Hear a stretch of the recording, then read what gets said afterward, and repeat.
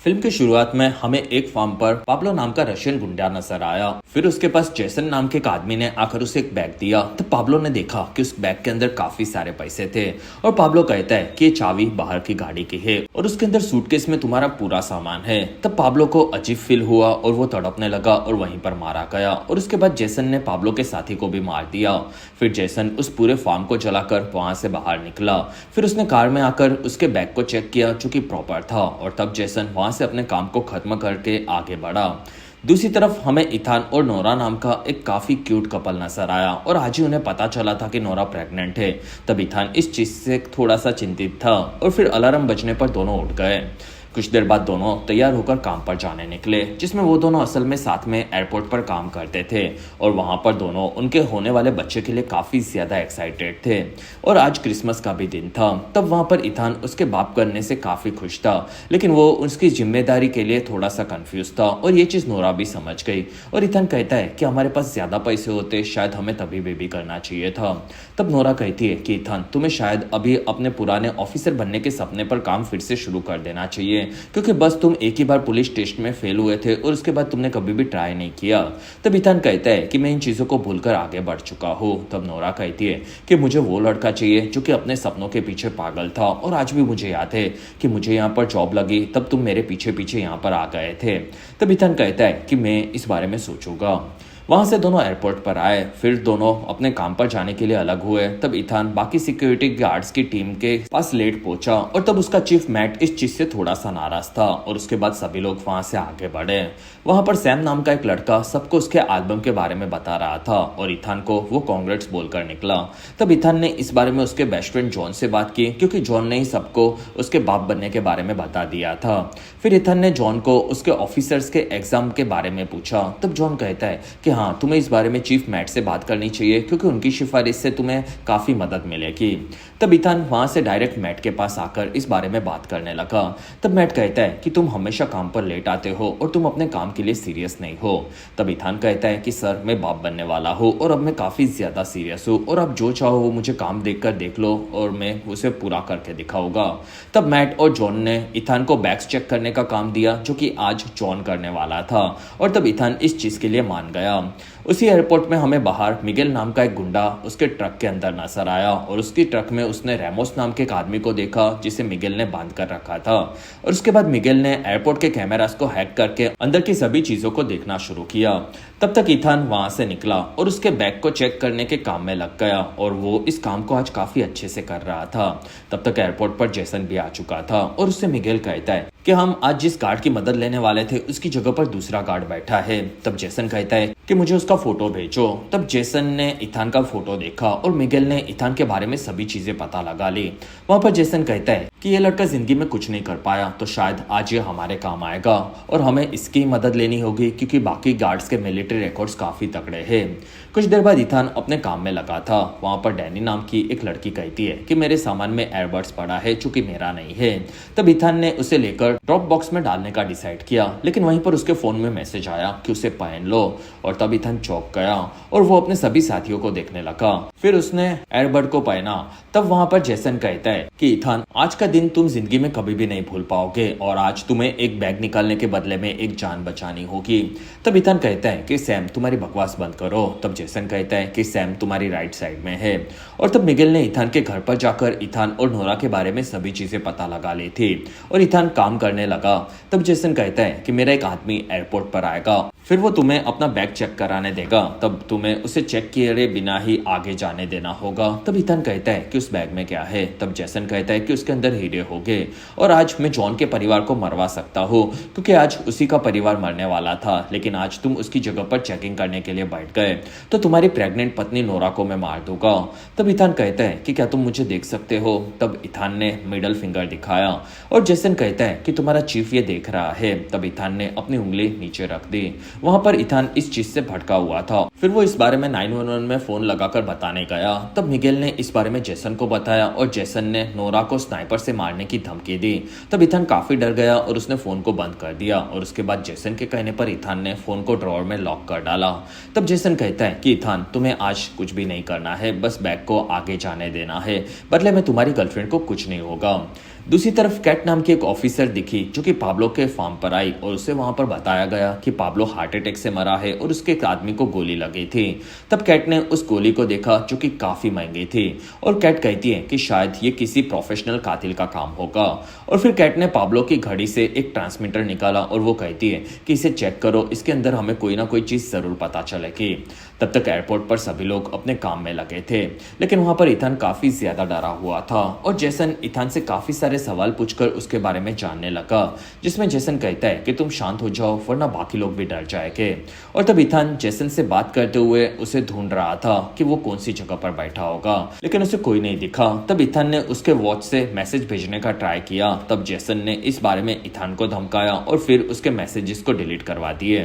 दूसरी तरफ कैट को उसके साथी ने बताया कि पाब्लो के पीछे ऑफिसर्स पड़े थे, लेकिन वो रशियन माफिया है जिससे ऑफिसर्स ज्यादा पंगा नहीं लेते।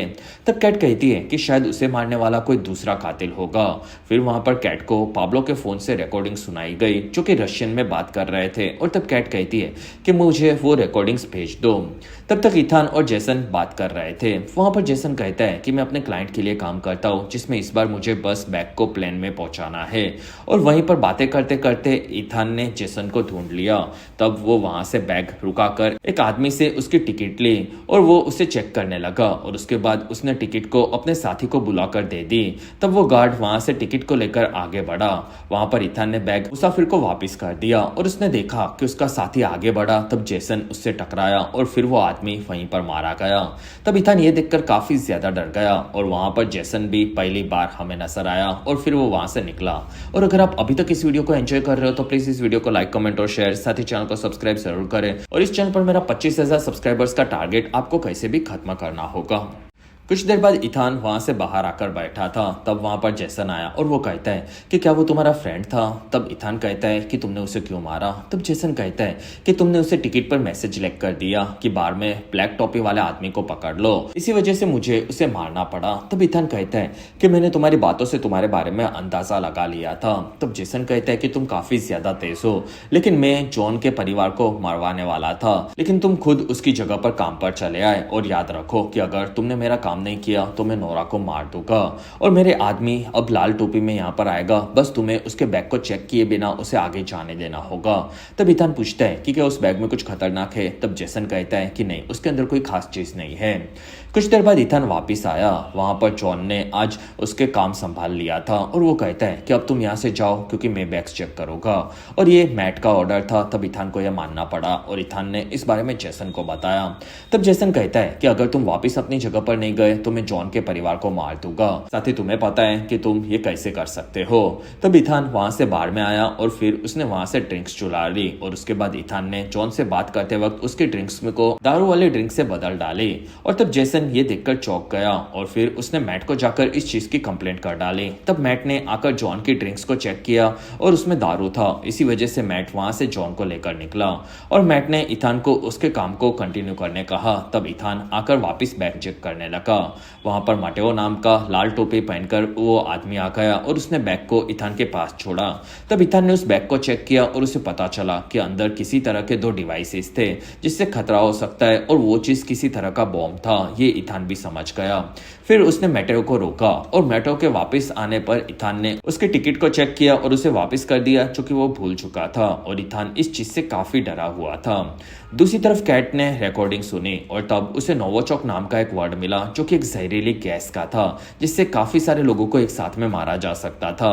और इस गैस को रशियन साइंटिस्ट ने मिलकर बनाया था जिससे एक ही साथ में वो लोग काफी सारे लोगों को मार सके और इसका कोई भी इलाज नहीं था। कुछ देर बाद इथान वॉशरूम में उल्टी कर रहा था। तब जेसन आकर इथान को गन दिखाता है। तब इथान कहता है कि उस प्लेन में काफी सारे लोग होके और तुम उन्हें क्यों मरवा रहे हो। तब जेसन कहता है कि मुझे इस चीज के पैसे मिले हैं और मुझे सिर्फ उस बॉम्ब को प्लेन में पहुंचाने का काम मिला है। तब इथान कहता है कि वो किस तरह का बॉम्ब है। तब जेसन कहता है कि वो एक वायरस बॉम्ब है जिससे लोगों के स्किन पर असर पड़ता है और थोड़ी देर में वो जलकर खून की उल्टियां करते करते मारे जाते हैं। और मुझे जिस लोगों ने कॉन्ट्रैक्ट दिया है वो लोग ये चीज से एक मैसेज पूरी दुनिया के सामने रखना चाहते और इसलिए मुझे एक प्लेन में ये धमाका करवाना पड़ रहा है। तब इथान पूछता है कि वो लोग कौन है और वो लोग ये क्यों कर रहे हैं। तब जेसन कहता है कि मुझे इस बारे में कुछ नहीं पता, लेकिन तुमने बैग को आगे भेजकर अच्छा काम किया। तब इथान कहता है कि मेरा काम खत्म हो चुका है और अब मैं यहाँ से निकलना चाहता हूँ। तब जेसन कहता है कि नहीं, मेरे बॉम्ब वाला प्लेन यहाँ से निकलेगा, उसके बाद ही मैं तुम्हें यहाँ से छोड़ूंगा। तब लोगों के मरने के डर से इथान को फिर से उल्टी हुई और जेसन ने उसे नोरा को मारने की धमकी दी और वहां पर च्युइंगम देकर फिर वो निकल गया। दूसरी तरफ कैट को ऑफिसर चैड आकर मिला जो कि सीआईए की टीम से था। साथ ही उन्हें भी बॉम्ब के बारे में पता चला था और तब दोनों इस बारे में बात करने लगे। वहां पर सीआईए को बॉम्ब कहां पर होगा इस बारे में कुछ नहीं पता चला। तब कैट को उसका एक साथी आकर कहता है कि हमें एयरपोर्ट से इथान नाम के एक आदमी का फोन आया था, लेकिन उसने कुछ नहीं बोला। तब कैट कहती है कि शायद वहां पर कुछ गड़बड़ हुई होगी जिसमें मैं वहां पर जाऊंगी और एयरपोर्ट पर सबको चेक करने के लिए हमारी ऑफिसर्स की टीम को भेज दो। तब तक इथान और नोरा बात कर रहे थे जिसमें वो दोनों इथान के साथी के मरने से काफी दुखी थे। वहां पर नोरा कहती है कि जिंदगी का कोई भरोसा नहीं है और हमें कई छुट्टियां मनाने के लिए जाना चाहिए। तब इथान कहता है कि हाँ, हम लोग जरूर जाएंगे और आज मैंने मेरे चीफ मैट से बात की जो कि मुझे पुलिस की जॉब दिलाने में मदद करेंगे। तब नोरा इस चीज से काफी खुश हुई, लेकिन इथान काफी परेशान था, जिसमें जेसन और नोरा के साथ में बात करने पर इथान जेसन पर चिल्लाने लगा, लेकिन नोरा को लगा कि वो उस पर चिल्ला रहा है। तब नोरा कहती है कि हम लोग घर पर जाकर बात करेंगे क्योंकि आज सभी लोग परेशान हैं। फिर वो वहां से निकली। कुछ ही देर में सभी ऑफिसर्स एयरपोर्ट पर आकर सभी गार्ड्स के काम को रुकाने लगे। तब मैट ने अपनी पूरी टीम को अंदर इंस्ट्रक्शन देने के लिए बुलाया। फिर मैट ने सबको बताया कि उन सभी को मिलकर कुछ लोगों को चेक करने का काम मिला है। तब इथान ने उन लोगों के नाम की लिस्ट देखी और उसमें मटेओ का नाम ऐड कर डाला और फिर वहां से सभी लोग आगे बढ़े। तब जॉन आकर इथान से मिला और वो कहता है कि तुमने मेरी ड्रिंक्स को बदला था और मुझे पता है कि तुम प्रमोशन के लिए ही ये कर रहे होगे। और फिर वो वहां से निकलने गया। तब इथान उसे मनाने गया, लेकिन जॉन ने उसकी एक बात नहीं सुनी। तब जेसन इथान को कहता है कि बाहर आ जाओ। कुछ देर बाद जेसन ने देखा कि मटेओ को ऑफिसर्स पकड़कर तलाशी के लिए लेकर जा रहे थे। तब जेसन कहता है कि इथान, ये तुमने किया होगा। तब इथान कहता है कि अब मेरे हाथ में कुछ भी नहीं है और फिर वो वहां से भागा। फिर वो नोरा को लेकर वहां से आगे बढ़ा और वहीं पर उसने देखा कि नोरा पर पास के एक वैन के स्नाइपर से निशाना लगाया गया था। और तब जेसन कहता है कि अगर उसे कुछ भी बताया तो मैं उसे वहीं पर मार दूंगा। तब इथान वहां पर नोरा को छोड़कर निकला और जेसन ने इथान को वॉशरूम में पकड़कर काफी ज्यादा पीटा और वो उसे मारने वाला था। तब इथान ने जेसन की गन ले ली। फिर वो कहता है कि नोरा को छोड़ दो, उसके बाद तुम्हें पुलिस के पास में लेकर जाऊंगा। तब जेसन ने फोन से बॉम्ब को एक्टिवेट कर दिया जो कि 10 मिनट में फटने वाला था, जिसमें वो बॉम्ब अभी मटेओ के बैग में था और मैट उससे कोड पूछ रहा था।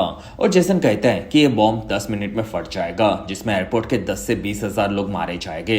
तब इथान कहता है कि इसे प्लीज बंद कर दो। तब जेसन कहता है कि इसे बंद करने के लिए बॉम्ब को खोलना होगा और तुम खुद जाकर ये करोगे, जिसमें मैं तुम्हें फोन पर बताऊंगा। तब इथान वहां से मैट के पास आया और उसने बैग को देने कहा और मैट भी समझ गया कि इथान ये किसी के कहने पर कर रहा था। तब जेसन कहता है कि इसे मार दो, लेकिन इथान ने मैट को नहीं मारा। वहीं पर मटेओ ने मैट को मार दिया। तब इथान ने मटेओ को गन दिखाई और मटेओ कहता है कि प्लीज मेरे पति को अब मत मारना। तब इथान भी समझ गया कि मटेओ को भी उसी की तरह फंसाया गया है और जेसन उसे भी एयरबर्ड पर ऑर्डर दे रहा था। वहां पर इथान ने जेसन को बॉम्ब को डिफ्यूज करने का रास्ता पूछा। तब जेसन उसे बताने लगा और इथान ने बॉम्ब को बैग से निकाला और उसके बाद उसे डिफ्यूज करके रोक दिया।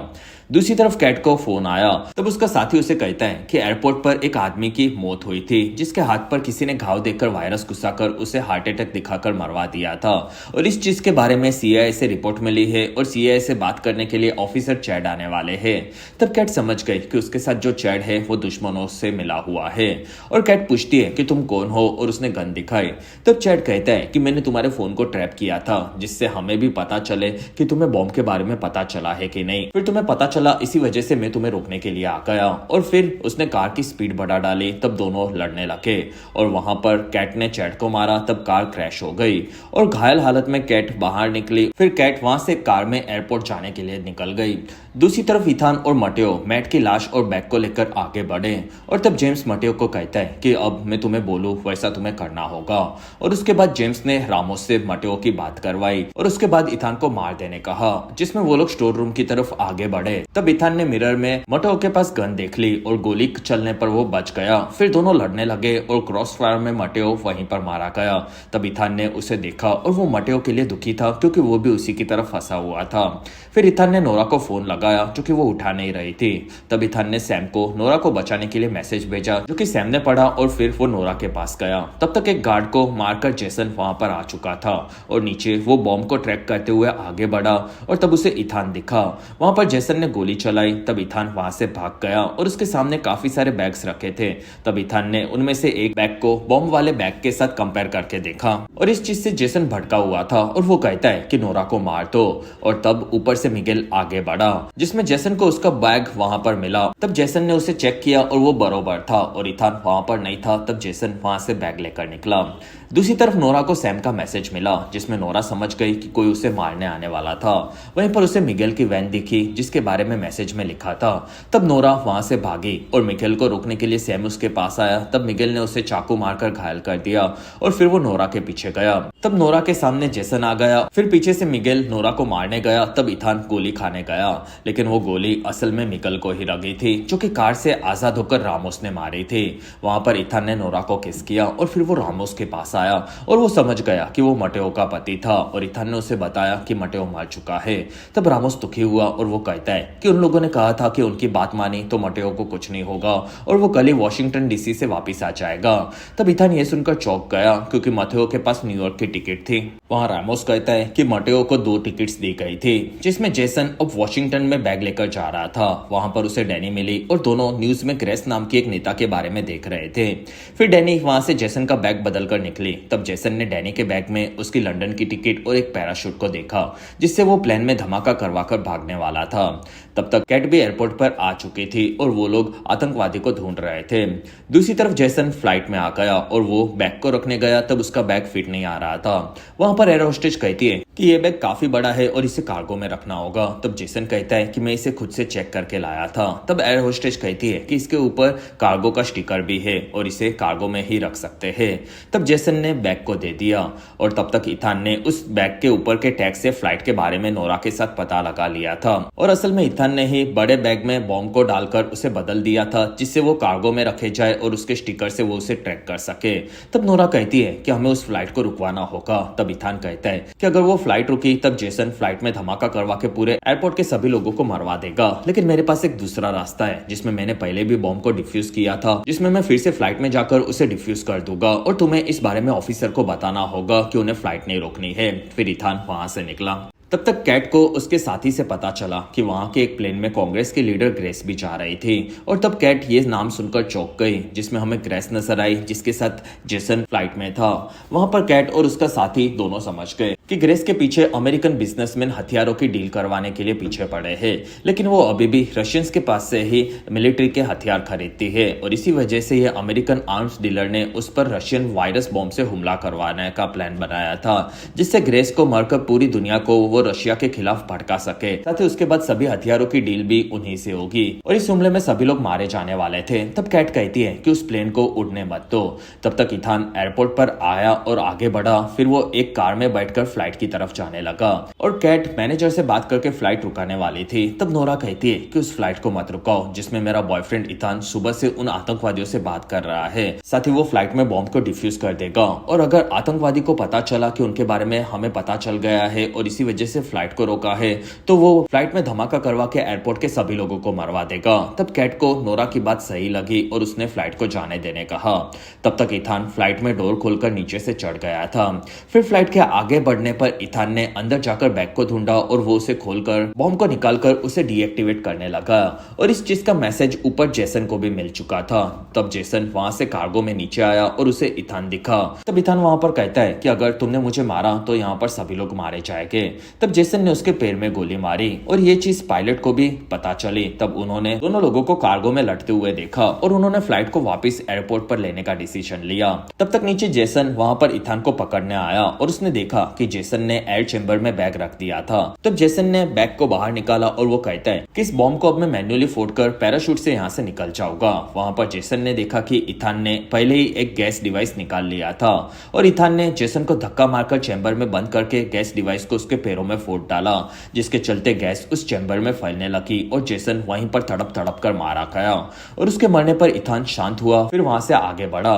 कुछ देर बाद फ्लाइट के नीचे आने पर इथान उसमें से बाहर आया। तब ऑफिसर्स ने उसे पकड़ लिया, लेकिन वहां पर कैट ने आकर उसे छुड़ाया। तब इथान कहता है कि ऊपर एयर चेंबर में वो आतंकवादी और गैस दोनों का थे। तब कैट ने वहां पर फ्लाइट को खाली करवाने का ऑर्डर दिया। तब तक इथान को वहां पर नोरा मिली और नोरा कहती है कि मुझे तुम पर पूरा भरोसा था कि तुम ये कर लोगे। फिर दोनों ने किस किया। वहां पर दोनों इलाज करवा रहे थे। तब कैट आकर कहती है कि इथान तुम काफी तेज हो और तुम ठीक हो जाओ उसके बाद मुझे फोन करना। फिर वो वहां से निकली। 1 साल के बाद क्रिसमस वापस आ चुकी थी और इस बार एयरपोर्ट पर इथान उसके बच्चे के साथ नजर आया और उसके साथ नोरा भी थी और वो लोग जॉन के परिवार के साथ छुट्टियां मनाने के लिए जा रहे थे। फिर वो लोग आगे बढ़े। तब इथान ने उसके पुलिस के बैच को सामान के साथ चेक करने के लिए छोड़ा और इसी के साथ ये बेहतरीन फिल्म यहीं पर खत्म हुई। और अगर आपको यह मूवी पसंद आई तो प्लीज आप हमारे इस चैनल को सब्सक्राइब करें, जिससे मैं ऐसी बेहतरीन मूवीज को अपलोड करूं तब आप उसे सबसे पहले देख सकें।